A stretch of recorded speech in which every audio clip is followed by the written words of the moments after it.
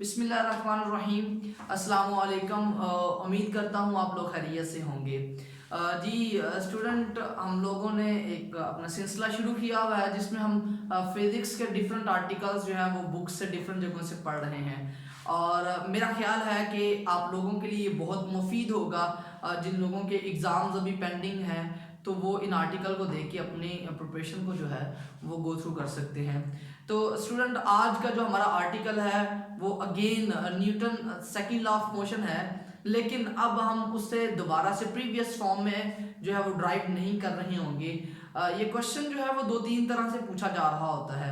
आपसे ये कहा जाता है जी, define and explain how force and momentum are related to each others. It's a very common method. आपसे दो डेफिनेशंस पूछी हुई हैं और आपसे पूछा हुआ है कि आप कैसे फोर्स और मोमेंटम को रिलेट कर सकते हैं। लेकिन अगर इसी क्वेश्चन को थोड़ा सा ट्रिकी करके पूछा जाए तो हम कहते हैं जी, derive Newton second law of motion in term of momentum. आपसे बात वही पूछी हुई है लेकिन अब आपसे बात पूछी जा रही है इन टर्म्स ऑफ मोमेंटम। तो चूंकि हमने इस आर्टिकल में सबसे पहले अपनी डेफिनेशंस को कवर करना है ताकि हमारे सिलेबस में कोई भी चीज़ पेंडिंग ना रहे, तो हम सबसे पहले अपनी डेफिनेशंस को देख रहे होंगे। तो जी स्टूडेंट, सबसे पहले हम डेफिनेशन लिखते हैं फोर्स की। तो फोर्स की डेफिनेशन हम पहले की एक लेक्चर में ऑरली देख चुके हुए हैं। इन्हीं फोर्सेस के बारे में अब यहां पर हम डेफिनेशन लिख लेते हैं। डेफिनेशन हमें क्या कहती है? Force is it moves, a force moves, tend to move, stop or tend to stop the body. It can also change the direction of motion. Students, मैंने एक डेफिनेशन बोर्ड के ऊपर लिखी हुई है जिसके मैंने 5 पॉइंट्स लिखे हैं। उन 5 पॉइंट्स को हम पर्टिकुलरली जो है वो इनकी एग्जांपल्स के साथ देखते हैं। पहला पॉइंट हमने लिखा हुआ है a force moves. It's very simple. आपके पास एक चेयर है, आप उस चेयर को पकड़ते हैं और थोड़ा सा खींचते हैं। आप देखेंगे कि वो फोर्स जो चेयर है वो मूव करना शुरू कर देती है। What does it mean? It means कि आपने बॉडी पर फोर्स लगाई है और बॉडी मूव करना शुरू हो गई है। तो आपने पहली बात देखी कि जब हम बॉडी पर फोर्स लगाते हैं तो बॉडी मूव करती है। अब टेंड टू मूव से मुराद ये होता है मूव करने की कोशिश करना। अब इससे ये हरगिज मुराद नहीं है कि बॉडी मूव कर भी रही होगी। It's very clear. हम एक दीवार को धक्का लगा रहे हैं। अब देखेंगे जब आप दीवार को धक्का लगा रहे हैं, आप फोर्स लगा रहे हैं लेकिन वो दीवार मूव नहीं कर रही।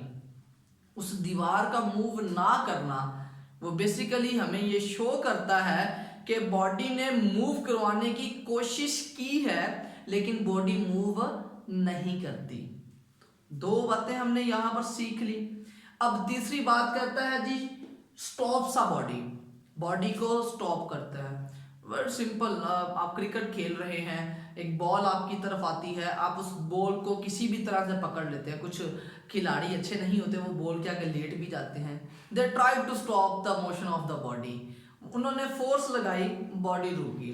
अब फोर्थ पॉइंट जो है tend to stop. Tend to stop बड़ी इंपॉर्टेंट बात है। अक्सर मूवीज में हम सीन देखते हैं कि कोई गाड़ी जो है वो उस हीरो उसके आगे से धक्का लगा के रोकने की कोशिश कर रहा है।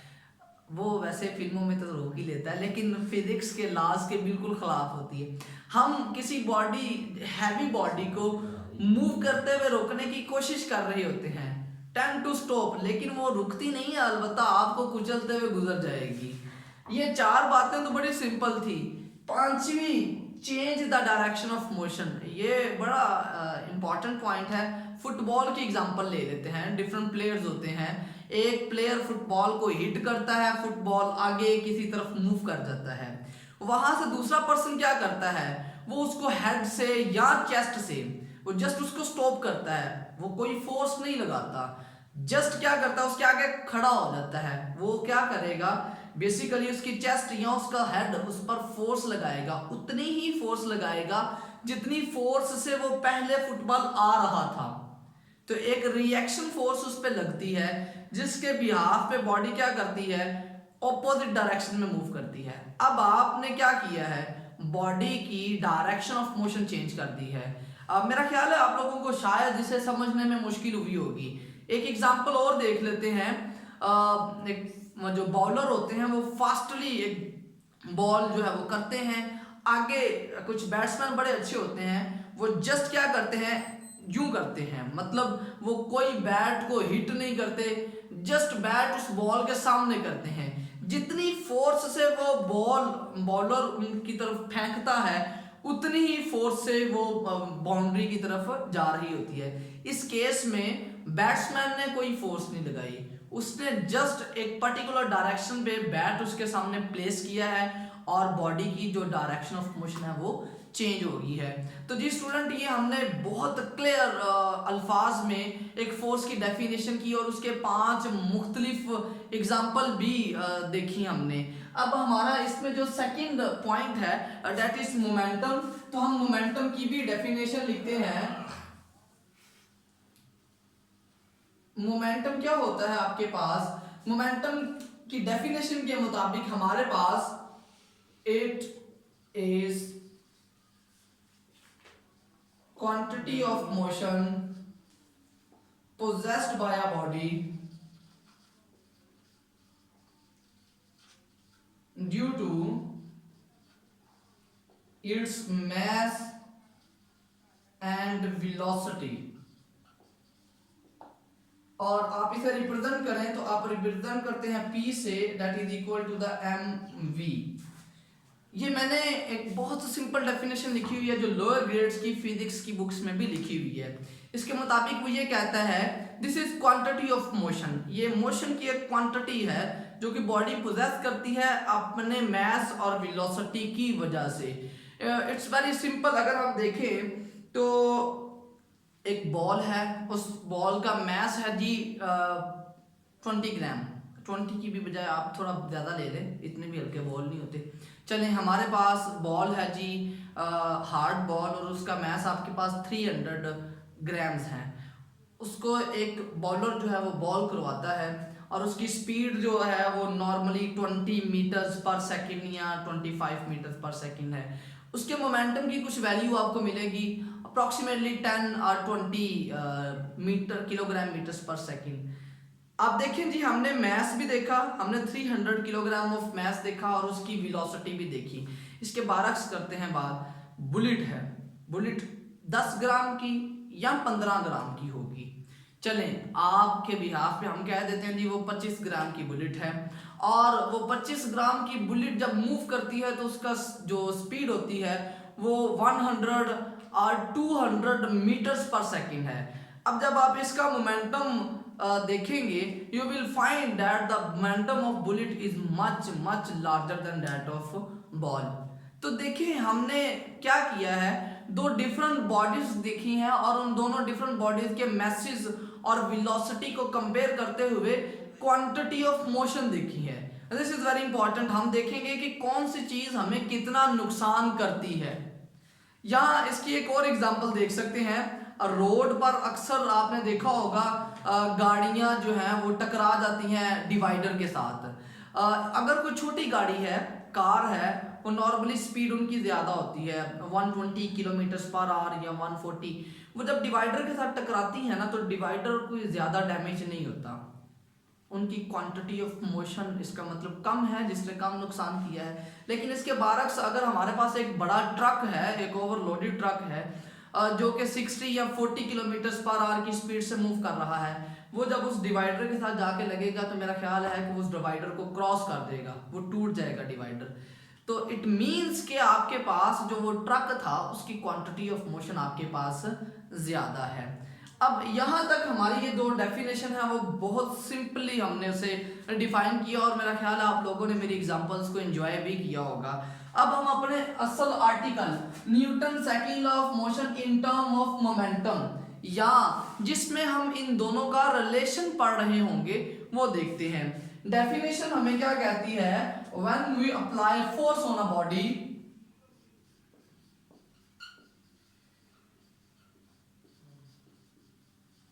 Apply force on a body, it produces